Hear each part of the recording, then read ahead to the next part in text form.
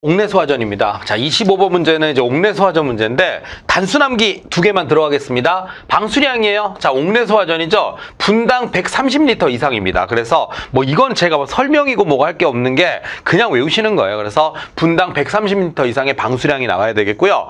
그 다음에 방수압 기준이면 이것도 마찬가지 외우는 겁니다. 77이에요. 77. 0.17에서 0.7인데 요 숫자 좀 봐주세요. 그래서 0.17에서 0.7 메가파스칼 사이에 들어가면 된다. 라고 하는 겁니다. 3, 5, 7, 9가 있는데 그 중에 우리는 7을 생각하시면 되겠습니다. 답은 3번이고요. 자, 그 다음에 뭐 이제 묶어서 시험 문제로 냈네요. 자, 옥내소화전 설비의 어떤 설치 기준으로 옳지 않은 거 골라라.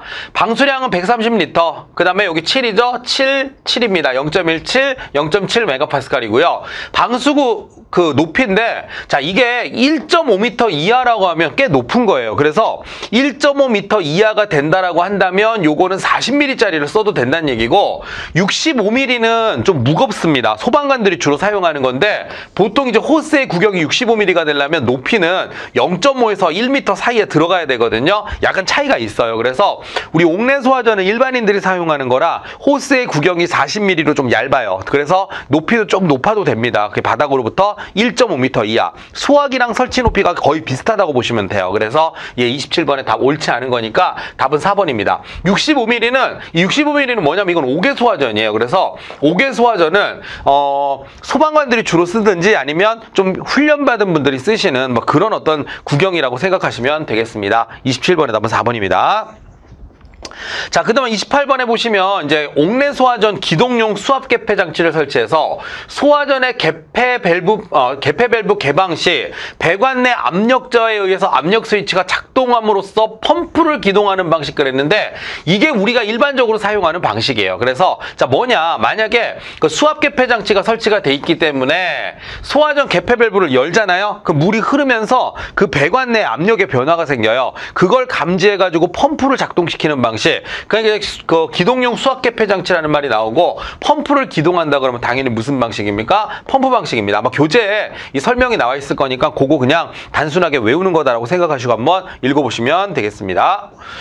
자, 그 다음에 29번 보겠습니다. 29번은 자, 최고층이란 말이 나와요. 최고층 소화전에 규정 방수 압력을 얻을 수 있는 높이. 자, 높이라는 말이 나오죠. 무슨 말일까요? 높은 곳에 설치하는 거죠. 일반 건물에는 거의 사용을 안 해요. 왜냐면 이게 설치 비용도 많이 들고 좀 사용하기가 번거롭습니다.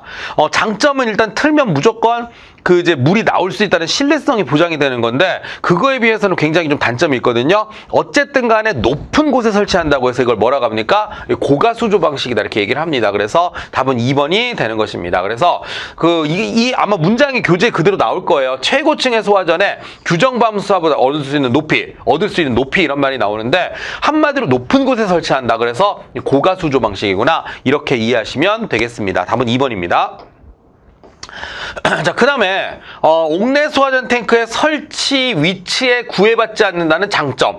교재에 보시면은 장점에 자, 탱크 설치 위치에 구애받지 않는다라는 말이 나오거든요. 이게 뭐냐면 바로 압력수조 방식입니다. 그래서 압력수조 방식은 그냥 이런 거예요. 뭐 공기압축기를 설치해서 물을 일단 압력으로 계속 밀어 넣어줍니다. 그래서 설치하는 것 자체는 그렇게 어렵지가 않아요. 그래서 그 설치 위치에 구애받지 않는다는 장점을 갖는 건 압력수조 방식인데 요건 교재에 있는 내용을 가지고 그대로 문제로 낸 거니까 그냥 여러분들이 참고하시면 되겠습니다. 사실 요 압력수조 방식도 제가 막 드릴 말씀이 되게 많아요. 원리 같은 게. 근데 그 원리까지 보시는 거는 좀 약간 문제 푸는데 별로 도움이 안 될 것 같아서 그 여러분들 그 안전원 교재에 나와 있는 내용 있죠? 그걸 해서 그러니까 이렇게 하시는 거예요. 특징이나 장단점을 준다면 이게 뭡니까? 라고 한다면 보통 시험 문제는 그 교재에 있는 지문을 그대로 활용을 하잖아요. 그래서 여러분들이 그걸 가지고 좀 단순함기식으로 공부하는 게 좀 더 도움이 될 수 있다. 제가 초창기 때 막 이런 거 설명드리고 했는데 오히려 문제 풀 때는 그게 더 헷갈릴 수가 있어요. 왜냐하면 우리는 안전원 교재라고 하는 출제 범위가 있잖아요. 그죠? 그래서 답은 일단 3번을 체크하시면 되겠고요. 그 다음에 전원이 필요 없는 방식 그랬죠? 오해하시면 안 됩니다. 전원이 필요 없는 거는 가압수조 방식인데 이 가압수조 방식은 옆에다 뭐를 설치하냐면 이게 가스통을 달아요. 여기 이제 보통 이제 표현에 그 가하번인 압축공기 또는 불연성 고압기체가 그랬는데 가하번이 바로 뭐냐면 옆에 가스탱크를 답니다. 그래서 원래 탱크는 압력탱크, 그러니까 별도의 압력탱크에다가 가하번을 단다는 얘기는 압력탱크를 사용하는 거 똑같아요. 그 압력수조 방식하고 그 옆에가 그 가하번이라고 하는 탱크를 하나 더 달아서 여기서 나오는 가스를 통해서 밀어 올리는 방식이니까 얘는 뭐가 필요 없습니까? 전원이 절대 필요 없어요. 그러면 이제 약간 공부하시다가 궁금해서 물어보시는 분들이 고가수조도 별도의 전원이 필요 없지 않나요? 이렇게 물어보시더라고요. 왜냐하면 높은 곳에 설치해놨으니까 중력 때문에 물이 나올 거 아니에요. 그렇죠. 그 쓸 때는 전기가 필요 없겠죠. 근데 언제요? 물을 퍼 올려야 될 거 아니에요, 위까지. 그러니까 아예 전원이 필요 없는 방식은 가압수조 방식밖에 없어요, 사실은. 그래서 전원이 필요 없는 방식 그랬으니까 가압수조 방식 보시면 되겠고, 이것도 마찬가지예요. 저는 뭐 이런 식으로 설명을 했지만 실제로는 교재에 보면 이 내용이 그대로 나와 있으니까 그걸 판단해서 여러분들이 외워주시는 게 더 좋을 것 같습니다. 그래서 31번의 답은 4번이 되는 것이고요. 자, 그 다음에 요걸 좀 한번 생각해 보는데, 그냥 이거는 원래 원칙이 되게 쉬운데 어려운 문제가 먼저 나왔어요. 그래서 어려운 문제가 먼저 나와서 제가 이걸 설명드리면 아마 뒤에는 더 쉬운 문제가 나올 거라고 생각합니다. 자, 뭐냐면 이런 거예요. 45층 건축물이란 말이 나오잖아요. 45층 건축물. 그럼 보통 어떤 식이냐면, 자, 30층 미만.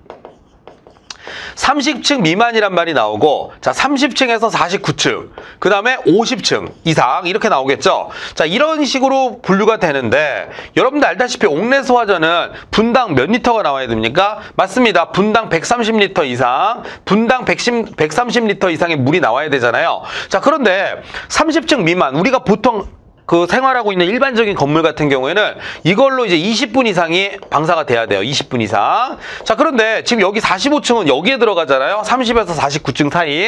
자, 이런 경우에는 몇 분이냐? 40분 이상입니다. 그래서 40분 이상 방사가 돼야 된다는 얘기고요. 그 다음 50층 이상이면 이게 60분이에요. 그래서 60분 이상 이런 식입니다. 그래서 이걸 나중에 계산해 보시면 얼마가 나오냐면, 이거는 이제 2600리터인데 2600리터를 세제곱미터로 바꾸면은 이게 2.6 세제곱미터가 되는 거고요. 아예 미리 제가 다 설명드리는 거예요. 뒤에 있는 내용까지.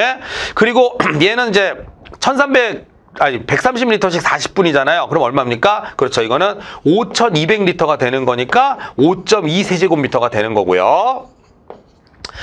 그 다음에 얘는 얼마입니까? 이거는 7,800리터거든요. 7,800리터니까 세제곱미터로 바꾸면 7.8 세제곱미터가 되는 겁니다. 그래서 뭐 이런 식으로 일단은 그 한 개의 어떤 그 옥내소화전의 수원의 크기, 수원의 저수량, 이게 결정이 되는데, 지금 현재 얘는 45층이니까 어디에 해당됩니까? 이 40분에 해당되는구나. 답은 2번이 되는 것입니다.